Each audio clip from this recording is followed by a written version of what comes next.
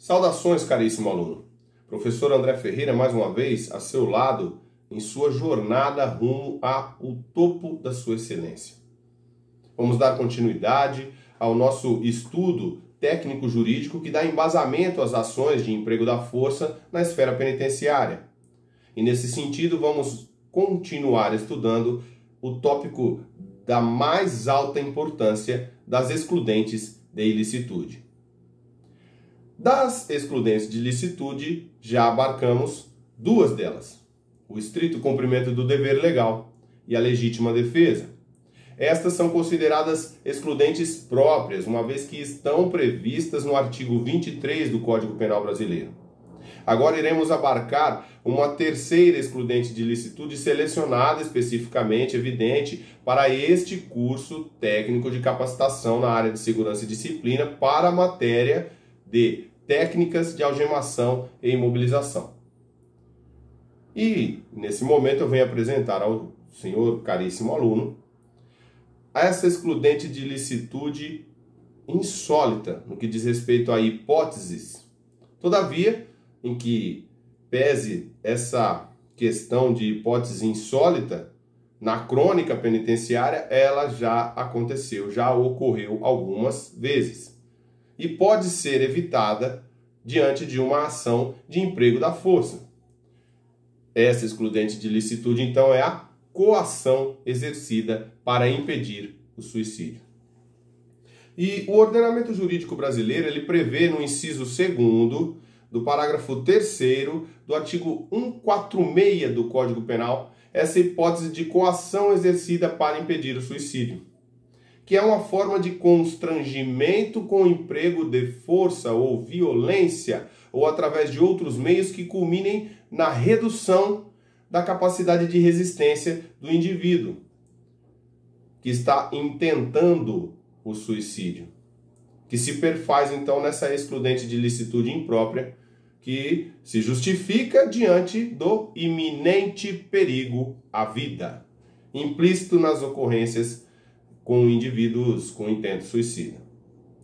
Ou seja, da mesma forma que o estrito cumprimento do dever legal e a legítima defesa, a coação exercida para impedir o suicídio, ela também transporta o indivíduo, o agente, o operador da segurança de uma questão ilícita para uma ação plenamente justificada diante do perigo à vida.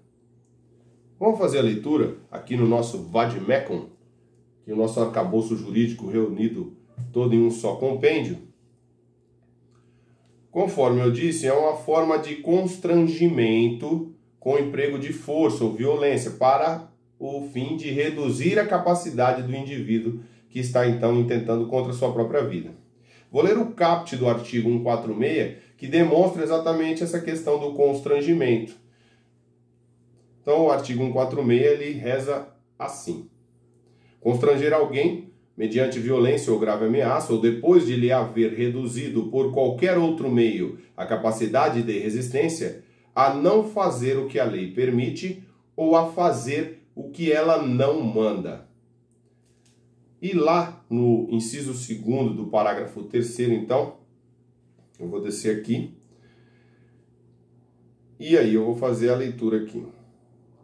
Eu vou ler o caput do parágrafo 3º. Não se compreendem na disposição desse artigo, inciso 2º, a coação exercida para impedir o suicídio. Existe uma outra excludente de ilicitude imprópria prevista aqui, que é essa daqui, do parágrafo 1º, a intervenção médica ou cirúrgica sem o consentimento do paciente ou de representante legal se justificada por iminente perigo à vida. E eu estou lendo esta primeira parte aqui, esse primeiro inciso, exatamente porque nele está escrito o iminente perigo à vida. Pois é isto que justifica, então, essa ação propriamente dita, esse emprego de força. E onde é que nós entramos como profissionais da segurança na esfera penitenciária?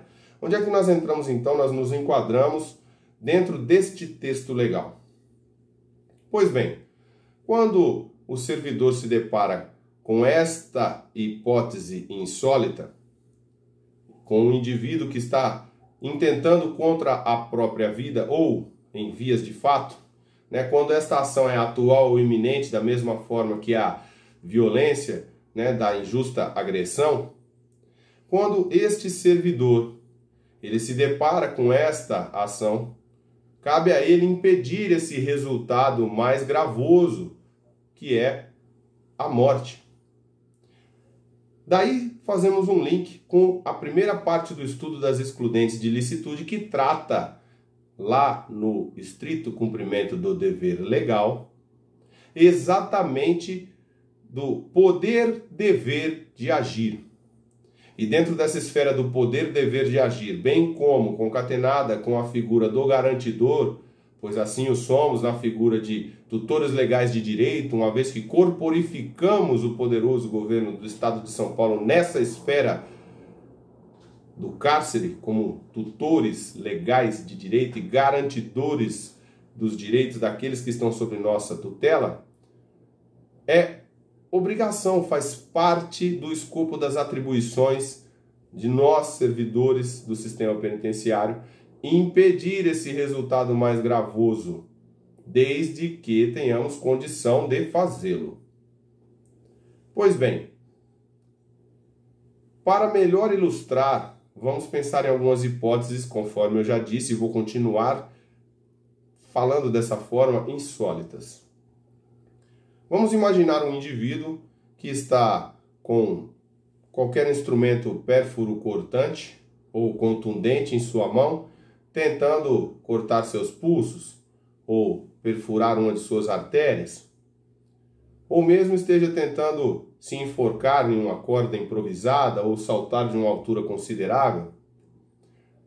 Tendo condições de impedir esse intento suicida, tendo condições de impedir que o suicídio se consume,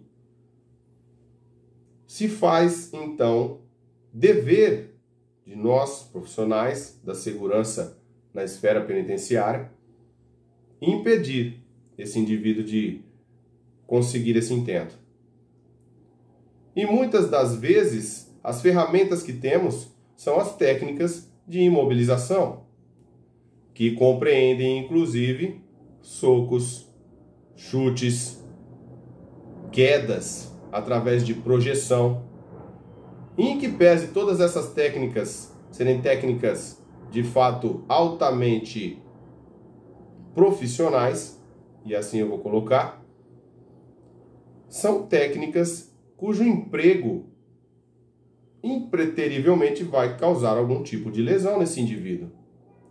Lançar um indivíduo contra o solo numa altura oposta, muito menor da que ele provavelmente iria cair, ou lançar mãos de um soco para diminuir o ímpeto desse indivíduo e assim conseguir impedir esse suicídio, ou mesmo um chute, ou qualquer uma das técnicas para fazer com que esse indivíduo sucumba à técnica e não consiga chegar ao denominador comum pretendido, que era o suicídio.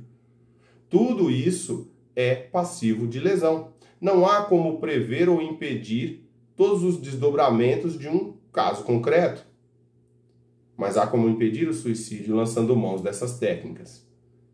E é, de fato, um assunto extremamente controverso, complexo, e para este também não existe uma receita de bolo.